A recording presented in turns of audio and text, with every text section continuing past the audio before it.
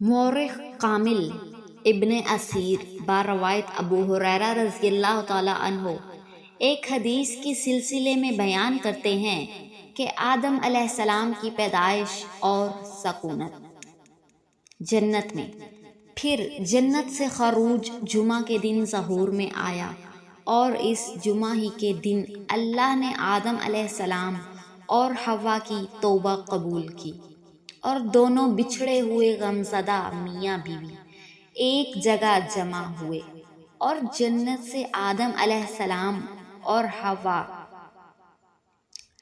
پچھلے دن نکالے گئے تھے، جبکہ تقریباً 9 یا 10 گھنٹے طلوع آفتاب کو گزر چکے تھے، اور یہ دونوں میاں بیوی جنت میں صرف 5 گھنٹے رہنے پائے۔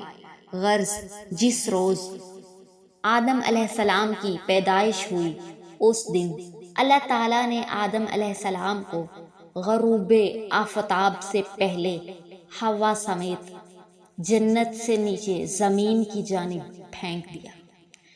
چنانچہ آدم علیہ السلام ہندوستان میں اس پہاڑ پر آ کر گرے جس کو نود کہتے ہیں، اور جو سرزمین سراندیپ پر واقع ہے، اور حوا جدہ میں آ کر گریں۔ ابن عباس رضی اللہ تعالی عنہ کا قول ہے کہ آدم علیہ السلام نود سے حوا کی تلاش میں روانہ ہوئے، اور حوا آدم علیہ السلام کی تلاش میں جدہ سے مکہ کی طرف روانہ ہوئی۔ چلتے چلتے دونوں آدمی مقام جمعہ پر پہنچے۔ حوا آدم علیہ السلام کو دور ہی سے دیکھ کر پہچان گئی اور جھٹ سے ان کی طرف جھپٹی۔ اب اس مقام کو مزدلفہ کہتے ہیں۔ آدم علیہ السلام نے بھی حوا کو پہچانا، اور دونوں بچھڑے ہوئے ملے۔ جہاں دونوں کا باہمی تعارف ہوا ہے، اس مقام کا نام عرفات ہے۔ اب تک یہ دونوں برگزیدہ بالکل برہنہ رہتے تھے۔ جنت میں جو لباس انجیر کے پتوں اور بالوں کا عطا ہوا تھا، وہ وہیں معصیت کی وجہ سے چھین لیا گیا تھا۔ اللہ تعالیٰ نے اب دونوں کو حکم دیا کہ ایک مینڈے کو ذبح کریں۔ آدم علیہ السلام نے حسب ہدایت الہی مینڈے کو ذبح کیا، اور اس کا سوف لے کر حوا کو دیا۔ حوا نے اس کو خوب صاف کیا، اور پھر اس سے سوت بٹا۔ پھر آدم علیہ السلام نے اس سے کپڑا بن کر ایک جبہ اپنے لیے اور ایک اوڑھنی اور تہمد حوا کے لیے تیار کی۔ اس طرح دونوں نے بے پردگی سے نجات پائی۔ ایک روایت یہ بھی ہے کہ 2 فرشتے آدم علیہ السلام و حوا کی خدمت میں بھیجے گئے، جنہوں نے ان کو جانوروں کی کھال کا لباس بنانا سکھایا، اور بعض کے بقول چمڑوں کا لباس بنانا اور پہننا اولاد آدم کی ایجاد ہے۔ یہ دونوں درختوں کے پتوں ہی سے ستر پوشی کرتے تھے۔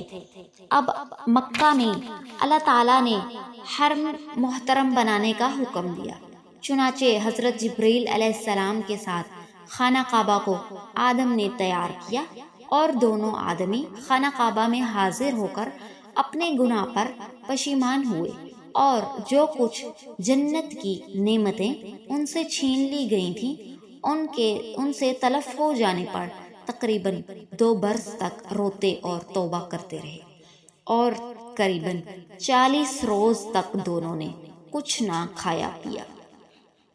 کوئی 100 برس تک آدم علیہ السلام حوا سے ہم کریم نہیں ہوئے۔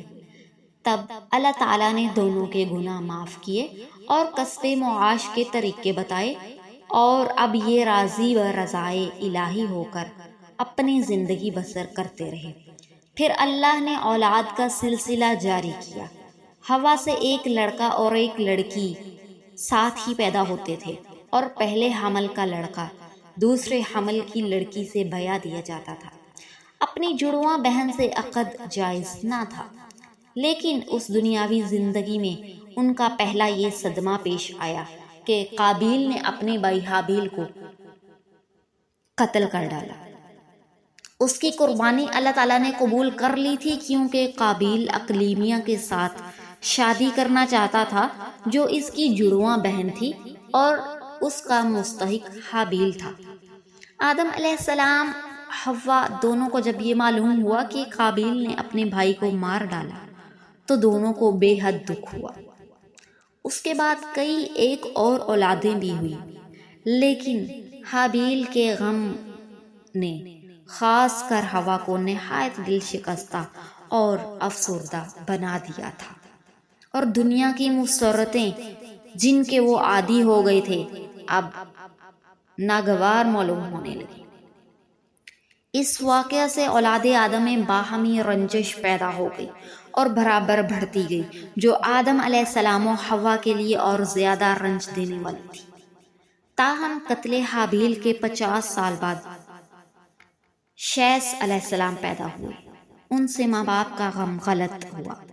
بعض کا قول ہے کہ یہ اکیلے ہی پیدا ہوئے، کوئی لڑکی ان کے ساتھ نہیں ہوئی، مگر ابن عباس رضی اللہ تعالی عنہ کا قول ہے کہ شیث علیہ السلام بھی توأم ہی پیدا ہوئے تھے، اور آدم علیہ السلام کی وفات کے بعد شیث علیہ السلام ہی ان کے جانشین اور وسیع قرار پائے۔ حوا اور آدم علیہ السلام کی اولاد کی صحیح تعداد معلوم نہیں ہو سکی، اور 1000 سال کی عمر پا کر آدم علیہ السلام اس دنیا سے کوچ کر گئے، اور حوا آدم علیہ السلام کی وفات کے بعد صرف 1 سال تک زندہ رہیں، اور پھر ان کا بھی انتقال ہو گیا، اور وہ بھی جبل ابو قبیس کے اس غار میں دفن کی گئی جس میں ان کے عزیز شوہر حضرت آدم علیہ السلام مدفون ہوئے تھے۔ طوفان کے وقت نوح علیہ السلام نے دونوں کی نعشیں نکال کر ایک محفوظ تابوت میں بند کر کے اپنے ہمراہ کشتی میں رکھ لی تھی، جو طوفان کے بعد مقام بیت المقدس میں اسی جگہ دفن کر دی گئی جہاں طوفان سے قبل یہ نعشیں رکھی گئی تھیں۔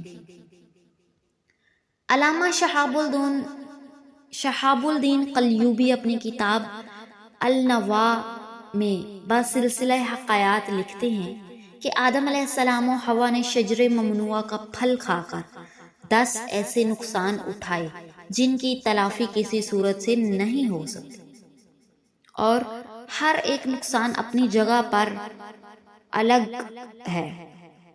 اول تو اللہ تعالیٰ کا ان دونوں پر عتاب، عالم انہاکما ان تلکما شجرتی وَأَقُلْ لَكُمَا إِنَّ الشَّيْطَانِ لَكُمَا عَدُوٌّ مُّبِينٌ۔ دوسرے جنت کا لباس ان کے پاک جسموں پر سے گر جانا، تیسرے نور فردوسی کا چھن جانا، چوتھے جنت سے دونوں کا خروج، پانچویں 100 برس تک ایک دوسرے سے جدائی، چھٹے اپنی معصیت پر دونوں کی ندامت، ساتویں ان سے قیامت تک شیطان کی دشمنی، آٹھویں ان کی اولاد کے نفوس پر ابلیس کا تسلط، نامی ان کی اولاد مومنین کے لیے دنیا کا قید خانہ ہو جانا، 10ویں طلب معاش کی تکالیف میں پڑ جانا۔ مورخین کا بیان ہے کہ حوا اپنی زندگی میں نہایت نیک اور سادہ مزاج اور بے حد محنتی تھی۔ انہوں نے اپنی حیات میں خانہ داری کے سب کام کیے جن کی ایک انسان نے اول کے لیے ضرورت تھی، یعنی صوف صاف کیا، سوت بٹا اور کپڑا بنا، اور انہیں دنیا میں سب سے پہلے آٹا پیسا اور گوندا، پھر روٹی پکائی، اور عمر بھر بھی اپنے شوہر سے کم نہیں پائی۔ وہ زندگی بھر اپنے شوہر کا ہر کام میں ہاتھ بٹایا کرتی تھی اور ہر ایک حرفت و سنت میں برابر سے عملی طور پر حصہ لیتی تھی۔ اس کے علاوہ جو امور صرف عورتوں سے متعلق تھے وہ سب اکیلی آپ اپنی ذات سے کیا کرتی تھی، اور وہ دنیا کے تمام امیر و غریب، فقیر و بادشاہ کی ماں ہیں۔ تمام عمر میں انہوں نے بڑی بڑی تکلیفیں اپنی اولاد کی خاطر جھیلیں اور بڑی بڑی مصیبتیں اپنے مولا کی مرضی کے لیے اٹھائیں۔ ان کا ہر کام ہماری عورتوں کے لیے شمع ہدایت ہے، اور ہم ان کے کاموں کے قصے سن کر اس نتیجہ پر پہنچتے ہیں کہ اپنے کام کو خود انجام دینا کوئی شرم و ذلت کی بات نہیں ہے، اور کسی پیشے سے کسی کام کو آدمی کو حقیر یا ذلیل نہ سمجھے۔ کیونکہ کوئی ایسا کام یا ایسا پیشہ نہیں جو اس کے اسلاف نے نہ کیا ہو۔ خاص کر بی بی ہوا کی شوہر کے ساتھ ہر کام میں شرکت و مدد ہی ہمارے لیے سبق آموز ہے۔